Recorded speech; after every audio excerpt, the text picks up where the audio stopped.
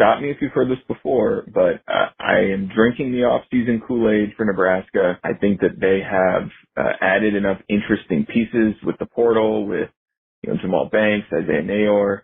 They're bringing back a ton of guys on defense. That was actually a sneaky good unit last year. And, of course, Dylan Raiola. So my hottest take is that Nebraska is going to win 8 or more games. You know what I thought was great about Nebraska, and I think that obviously signing the number 1 quarterback in the country helps. Yeah, but probably. The first half of the year, it felt like Nebraska was losing games.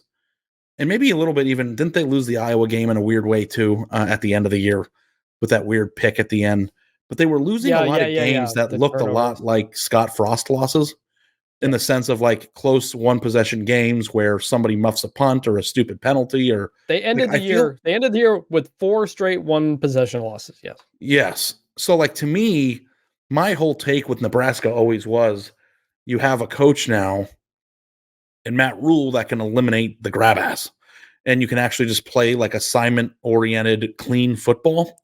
Because I always feel like Nebraska, more even so than personnel, because they've always had pretty good personnel, is that if they could get a coach in there that can match, the probably top half of the Big Ten personnel with competence, that would just equate naturally to 8 games. I mean, if you go look at the way that the Big Ten West was a year ago, I mean, it's really not that hard to win 8 games out of the Big Ten West if you have a pretty good team, or it used to be. Now that's dead.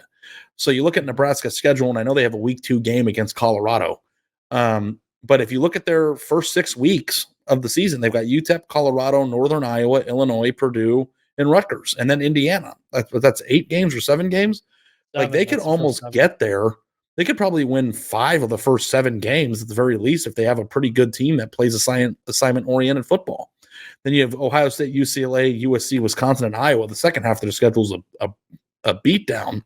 But if they can get healthy and play good football, like I think their schedule sets up quite nicely in a pretty tough conference to get to that 8-win threshold. Now, obviously, a lot's going to, play into the factor of how good's your quarterback. They had some major quarterback issues last year, and I assume that Dylan Raiola is going to start from day one. Like, so you have a true freshman quarterback. I don't care how good he is. You're going to have to take some lumps with that. But I don't think it's that crazy to think that. I thought they could have won 8 games last year if they eliminated the bull crap, but they didn't. So I'm sure Matt Rhule in year 2 will be able to do that. But if like they come out and muff punts and turn the ball over in weird ways and throw picks when you shouldn't be throwing it at all, and like lose these weird Nebraska-like games again, like I'm just going to think the place is cursed, because it's like those are usually elements from a coach that can't just be a constant with the players in the program under new leadership and talent. So what's your take on Nebraska, Chris? Yeah, so like it was a weird season last year. They lose to Minnesota opener, had a late turnover.